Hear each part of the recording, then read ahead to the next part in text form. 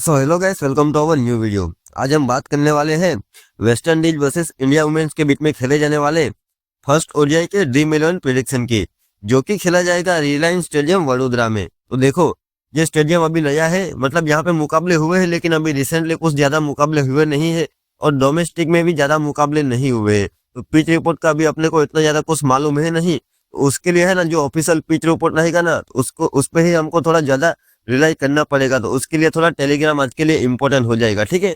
लेकिन फिर भी यूट्यूब चैनल पर नहीं आए हो तो सब्सक्राइब कर देना और टेलीग्राम तो ज्वाइन करना है, क्योंकि टेलीग्राम इंपॉर्टेंट आपके लिए होने ही वाला है आज के मुकाबले में। तो देखो, लेकिन फिर भी है ना, यहाँ पे रिसेंटली मुकाबले हुए थे ओडीआई में 2019 में, जिसमें देखो यहाँ पे है ना, पहले मुकाबले में साउथ अफ्रीका वुमेन्स ने 164 रन किए थे, इंडिया वुमेन्स ने इजीली चेस कर लिया था, ठीक है। यहाँ पे साउथ अफ्रीका वुमेन्स ने 247 रन किए, इंडिया वुमेन्स ने वो भी चेस कर लिया। तो यहाँ पे दो मुकाबले में जो चेस हो गया, लेकिन यहाँ पे देखो इंडिया ने 146 रन किए और साउथ अफ्रीका वुमेन्स को ये भी चेस करने नहीं दिया था, ठीक है। तो यहाँ पे इंडिया वुमेन्स की टीम का बढ़िया परफॉर्मेंस रहा था, ठीक है। यहाँ पे देखो टोटल है ना 43 विकेट गए थे, जिसमें से 22 पेस को विकेट मिली थी और 21 स्पिन को विकेट मिली थी। यहाँ पे स्पिन पेस का इतना ज्यादा कुछ रोल रहने वाला है नहीं, लेकिन फिर भी देखो आज का मुकाबला है ना, वेस्ट इंडीज वुमेन्स के सामने है। तो वेस्ट इंडीज वुमेन्स की टीम है ना, कहीं ना कहीं स्पिन के सामने थोड़ा स्ट्रगल कर सकती है, तो वो थोड़ा देख के चलना पड़ेगा। लेकिन फिर भी जो ऑफिशियली पिच रिपोर्ट आएगा ना, तो उस पर ही हम ज्यादा रिलाई करेंगे। लेकिन फिर भी है ना, वुमेन्स के मुकाबले में पिच रिपोर्ट इतना ज्यादा मायने नहीं रखता है।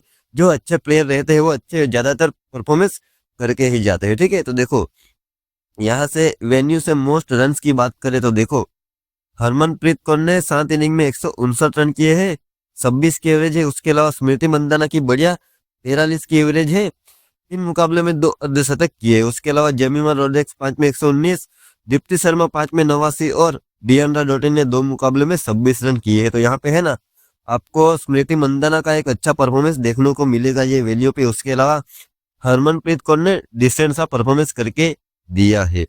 वेन्यू से मोस्ट विकेट्स की बात करते हैं तो देखो, हरमनप्रीत कौर ने 5 मुकाबलों में 4 विकेट निकाले, लेकिन फिर भी है ना, अभी रिसेंटली हरमनप्रीत कौर ज्यादा ओवर्स नहीं डाल रही है। तो बॉलिंग से इतनी ज्यादा एक्सपेक्टेशन मत ही रखना, ठीक है। दीप्ति शर्मा 6 में 4 और शमीमा कैम्बेबल की बात करें तो 2 मुकाबलों में 3 विकेट निकाले, लेकिन फिर भी अभी रिसेंटली तो है ना विकेट कीपिंग कर रहे, ठीक है। और जेमिमा रोड्रिग्स 2 में 1 और डियांड्रा डॉटिन 2 में 2 विकेट निकाले। तो देखो, अभी जो दोनों ही टीम की बात करें ना, तो दोनों ही टीम में जो अभी जो प्लेयर खेल रहे हैं वो ज्यादातर नए प्लेयर है। तो ये जो हेड टू हेड में जो मुकाबले हुए थे ना, वेन्यू पे जो मुकाबले हुए थे वो बहुत ही पुराने हैं, 2019 के। अभी ज्यादा प्लेयर्स के आपको स्टेट मिलने वाले हैं नहीं वेन्यू पे, ठीक है। हेड टू हेड में भी कुछ ऐसा ही रहने वाला है। देखो, हेड टू हेड स्टेट्स की बात करें ना, तो देखो दोनों टीमों के बीच में अभी तक टोटल 26 मुकाबले हुए हैं, जिसमें से इंडिया वुमेन्स ने 21 मुकाबले विन किए हैं और वेस्ट इंडीज वुमेन्स ने 5 मुकाबले विन किए हैं। यहाँ पे आपको क्लियरली इंडिया वुमेन्स का डोमिनेट देखने को मिलेगा। लेकिन फिर भी है ना, इंडिया को ही फेवरेट मान के चलेगी, क्योंकि वेस्ट इंडीज की टीम स्पेशली लॉन्गर फॉर्मेट में मेरे को इतनी ज्यादा अच्छा परफॉर्मेंस कर पाएगी ऐसा लग नहीं रहा है, ठीक है। फिर भी T20 में चलो एक आधी मुकाबला विन कर लेते हैं, लेकिन ओडीआई में थोड़ा टफ ही रहने वाला है। फिर भी देखो, हेड टू हेड से मोस्ट रन की बात कर ले तो देखो, हरमनप्रीत कौर ने 16 इनिंग में 369 रन किए हैं 24 की एवरेज से। यहाँ पे हेड टू हेड में और वेन्यू पे दोनों पे हरमनप्रीत कौर का अच्छा, मतलब डिसेंट परफॉर्मेंस देखने को मिल रहा है। इतना ज्यादा कुछ एक्स्ट्रा ऑर्डिनरी तो नहीं बोल सकते, लेकिन फिर भी देखो, स्मृति मंदाना का हेड टू हेड और वेन्यू दोनों में बढ़िया परफॉर्मेंस आपको देखने को मिलने वाला है। 6 इनिंग में 359 रन किए हैं, 71 की एवरेज से 2 शतक किए हैं और 1 अर्धशतक किया है। डियांड्रा डॉटिन 14 इनिंग में 358, 3 अर्धशतक किए हैं। उसके अलावा हेली मैथ्यूज 6 में 186, कैम्पेबल ने 14 में 170 रन किए। उसके अलावा दीप्ति शर्मा 120 और जेमिमा रोड्रिग्स 3 में 110 रन किए हैं। तो यहाँ पे आपको है ना, एक स्मृति मंदाना का ही अच्छा परफॉर्मेंस देखने को मिलेगा। उसके अलावा बाकी सबका डिसेंट ही है। हेड टू हेड से मोस्ट विकेट्स की बात करें तो देखो, और दीप्ति शर्मा ने 8 इनिंग में 8 विकेट निकाले हैं। उसके अलावा डियांड्रा डॉटिन 12 में 8, कैम्पेबल 8 में 7, हेली मैथ्यूज 6 में 7 और एफी फ्लेचर 6 में 5।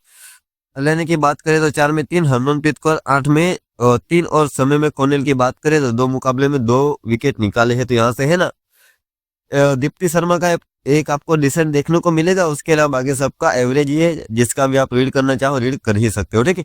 लेकिन फिर भी देखो, वेस्ट इंडीज वुमेन्स के प्लेइंग 11 प्लस रिसेंट फॉर्म की बात करें तो देखो यहाँ से है ना, काइना जोसेफ की बात करें तो देखो 11-38, 49 प्लस 0 विकेट, 12 और 52।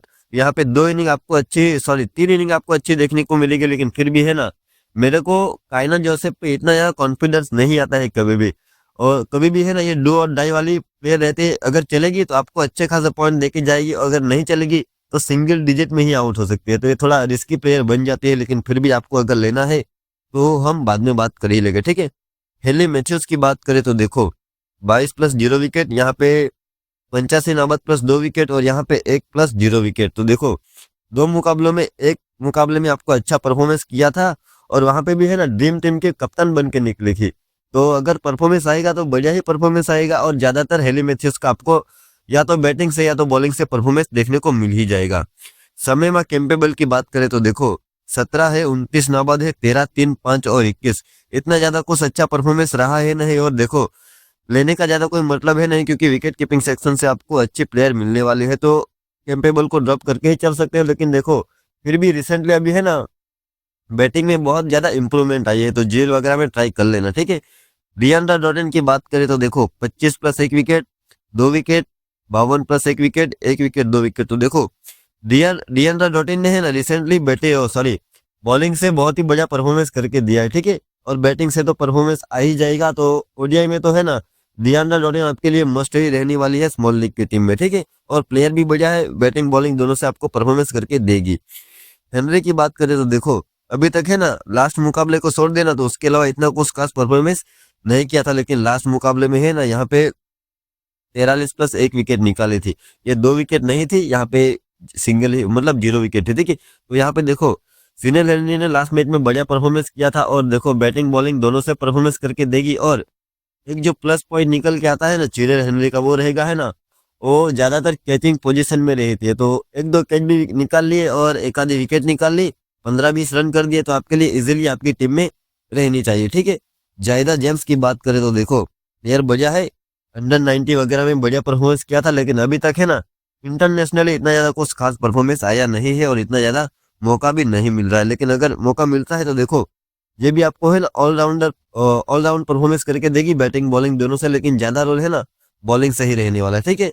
तो अभी के लिए तो रिस्क लेने का कोई मतलब रहेगा नहीं। एफी फ्लेचर की बात करें तो देखो लास्ट मुकाबले में 1 विकेट थी, उसके अलावा 2 wicket, 0+0, 17 plus 2 wicket, 3 wicket, 2 wicket. और देखो एफी फ्लेचर ने है ना ज्यादातर है ना मल्टीपल विकेट ही आपको निकाल के दिए है, और ओडीआई में स्पेशली 10 ओवर मिलेंगे तो आपको 1-2 विकेट तो इजीली मिल ही जाएगी। तो एपी फ्लेचर को भी अगर आपकी टीम में जगह बन पाएगी तो फिर आप ज्यादातर टीम में मतलब कि लेके ही चलने की कोशिश करना, स्पेशली अगर वेस्टर्न इंडीज टीम की है ना बॉलिंग फर्स्ट करती है ना, तो फिर आपके लिए एपी फ्लेचर इंपॉर्टेंट रहने वाले है। उसके अलावा एलन की बात करें तो ये भी आपको है ना बैटिंग थोड़ी सी दे देगी, और ज्यादातर आप गेंदबाजी से ही उम्मीद करके जाओ, लेकिन फिर भी अभी रिसेंटली कुछ इतनी ज्यादा अच्छी गेंदबाजी आपको नहीं मिली है, ठीक है। यहाँ पे देखो 6+1 और 4+1, 8+0, इतना ज्यादा कुछ खास परफॉर्मेंस आया नहीं है, ठीक है। उसके अलावा यहाँ से है ना गजनबी की बात करें तो इतना कुछ खास किया नहीं है। उसके अलावा समय में कॉनल का भी इतना कुछ खास परफॉर्मेंस है नहीं। करिश्मा रामरक की बात करें तो आपको ऑफ ब्रेक गेंदबाजी दे देगी। अगर आपको स्पिन में ऐसा विकेट में ऐसा कुछ मिले कि स्पिन को अगर हेल्प मिले तो फिर करिश्मा रामरक को बॉलिंग फर्स्ट में ट्राई करके चल सकते हो, लेकिन फिर भी इतना ज्यादा कुछ बात करने का मतलब है नहीं। इतना इतना ज्यादा अभी का रिसेंटली परफॉर्मेंस नहीं आया है। रसादा विलियम्स खेलने वाली है नहीं, खेलेगी भी तो आप रेड करके चल लो, इतना ज्यादा कुछ परफॉर्मेंस आया नहीं है। निकोला क्राफ्टन का भी इतना कुछ खास है नहीं, अश्विनी मुनिसर भी नहीं, और मैंडी माग्रो, ये सब जो बेंच पे जो भी प्लेयर है इनका कुछ अभी तक इतना कुछ खास परफॉर्मेंस आया नहीं है, ठीक है। यहाँ से देखो इंडिया के प्लेयर्स की बात करें तो देखो और स्मृति मंदाना की तो क्या ही बात करें यार। देखो अभी रिसेंटली 20 खेली थी वेस्ट इंडीज के सामने, तीनों में 50+ की इनिंग खेल के आई है, और ऑस्ट्रेलिया के सामने ओडीआई में भी 105 रन की बढ़िया पारी खेली थी, तो आपके लिए इंपॉर्टेंट रहेगी। और जीएल में सीवीसी करके चल सकते हो। स्मॉल लीग में फिर भी थोड़ा रिस्की हो जाएगा, लेकिन अगर आपको रिस्क लेना है तो ले सकते हो, लेकिन आज के मुकाबले में मैं ज्यादा सजेशन नहीं दूंगा स्मृति मंदाना को स्मॉल लीग में कप्तान वाइस कप्तान की, ठीक है। उमा सेत्री की बात करें तो देखो 0-4-24, 16-11, 7-9। देखो प्लेयर बढ़िया है, टेक्निकली साउंड प्लेयर है। 20 में इतना कुछ खास परफॉर्मेंस आया नहीं था, लेकिन फिर भी है ना ओडीआई में क्या है, थोड़ा टाइम मिल जाएगा सेट होके खेलने का, तो फिर यहाँ पे उमा सेत्री का एक अच्छा परफॉर्मेंस आपको देखने को मिल सकता है। तो आपके लिए है ना डिफरेंशियल प्लेयर बन सकते हैं उमा सेत्री, तो इस पे थोड़ा गौर करके चलना, ठीक है, उमा सेत्री पे, ठीक है। उसके अलावा जेमिमा रोड्रिग्स की बात करें तो देखो इंपॉर्टेंट रहने वाली है।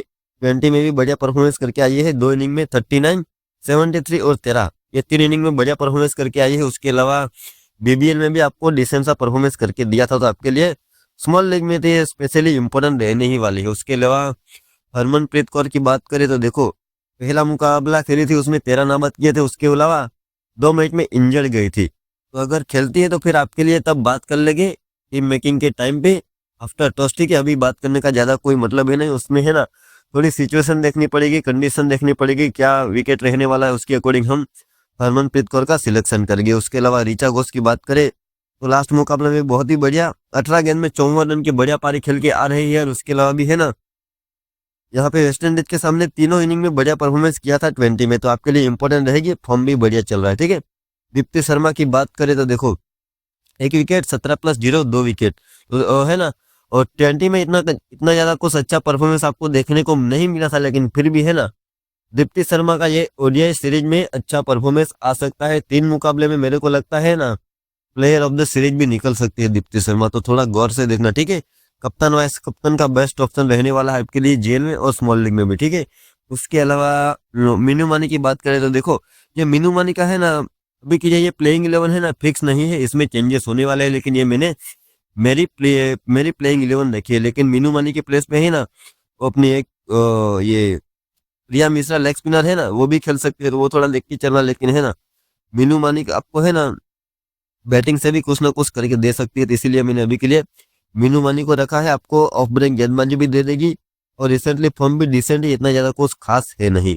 तनुजा कन्वर की बात करें तो 9+1, 17+0, 6+0 और 22+0, इतना कुछ खास नहीं किया है, लेकिन है ना फिर भी अगर यहाँ पे स्पिन को कुछ हेल्प हुआ तो तनुजा कन्वर भी आपके लिए इंपॉर्टेंट रोल प्ले करने वाली है, ठीक है। उसके अलावा साइमा ठाकुर का देखो यार, साइमा ठाकुर ने है ना ये T20 सीरीज में वेस्ट इंडीज के सामने है ना विकेट ज्यादा नहीं निकाले, लेकिन है ना इसकी बॉलिंग पे बहुत ही ज्यादा कैच ड्रॉप हुए हैं। बॉलिंग तो बढ़िया की थी, लेकिन अभी लकी ऐसा था साइमा ठाकुर का, तो क्या ही बताए, विकेट नहीं मिली थी लेकिन अपनी गेंदबाजी अच्छी करके दी थी अपनी साइमा ठाकुर ने। उसके अलावा तीता साधु की बात करें तो 1-0-3 डिसेंट सा परफॉर्मेंस करके दिया है। और देखो आज के मुकाबले में क्या होगा, लेकिन मैं आपको बता देता हूँ, है ना तीता साधु को है ना ज्यादातर लोग अपनी है ना पहले बॉलिंग में ही ट्राई करेंगे, बॉलिंग सेकंड में ट्राई ज्यादा प्लेयर नहीं करने वाले हैं, मतलब कि फैंटेसी प्लेयर। तो आप है ना उसमें क्या होगा पता है, और सेकंड बॉलिंग में है ना वो अंडर लाइट गेंदबाजी होगी तो वहां पे बढ़िया स्विंग हो सकता है। वहां पे तीता साधु और रेणुका ठाकुर सिंह, ये दोनों में से एक प्लेयर तो आपको लेकर चलना है, क्योंकि देखो रेणुका ठाकुर सिंह को भी है ना आज के मुकाबले में है ना मैक्सिमम लोग ड्रॉप करके जाएगी, ऐसा मेरे को लग रहा है।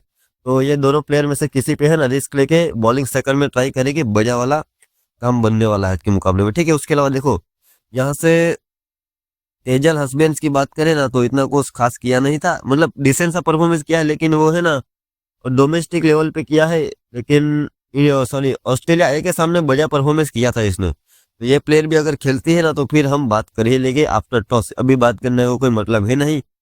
कृतिका रावल तो मेरे ख्याल से खेलने वाली है नहीं, लेकिन देखो हार्लिन दियोन अगर खेलती है ना तो देखो डिसेंट सा परफॉर्मेंस किया है, और आपको है ना लेग स्पिन और ऑफ ब्रेक गेंदबाजी दोनों करके देगी, तो एक बढ़िया वेपन रह सकता है इंडियन टीम के लिए, तो अगर टीम चाहे तो खिला सकती है। उसके अलावा प्रिया मिश्रा भी एक लेग स्पिन का ऑप्शन रहने वाली है, और मेरे को है ना मैक्सिमम चांस तो लग रहे कि तनुजा कन्वर, साइमा ठाकुर या फिर अपनी मीनू मानी किसी न किसी के प्लेस पे प्रिया मिश्रा को ला सकते हैं, क्योंकि देखो रिसेंटली बढ़िया परफॉर्मेंस किया है ऑस्ट्रेलिया एस के सामने भी और न्यूजीलैंड के सामने भी, अपने वनडे में बढ़िया परफॉर्मेंस किया था, तो अगर खेलेगी तो आपके लिए इंपॉर्टेंट रह सकते हैं, ठीक है। तो अभी के लिए हम अपनी टीम मेकिंग पे चलते हैं, टीम की बात कर लेते हैं। तो देखो अभी के लिए जो हमने टीम क्रिएट की है ना उसमें हमने विकेट कीपिंग सेक्शन से है ना ऋचा घोष को लिया है, स्मृति मंदाना है बैटिंग सेक्शन से, जेमिमा रोड्रिग्स है, ऑलराउंडर सेक्शन से Hayley Matthews, Deandra Dottin, Deepti Sharma और चिनेल हेनरी को लिया है। बॉलिंग सेक्शन से रेणुका ठाकुर सिंह है, एफी फ्लेचर है, ईसा साधु है और अपने साइमा ठाकुर को लिया है। साइमा ठाकुर पे मैंने रिस्क लिया क्योंकि देखो मैंने है ना 20 में है ना दोनों मुकाबले में साइमा ठाकुर को लिया था, लेकिन परफॉर्मेंस नहीं आया था, अनफॉर्चुनेटली विकेट नहीं मिले थे। लेकिन है ना आज के मुकाबले में अगर खेलेगी तो मैं रिस्क लेके जाने ही वाला हूँ साइमा ठाकुर पे, ठीक है।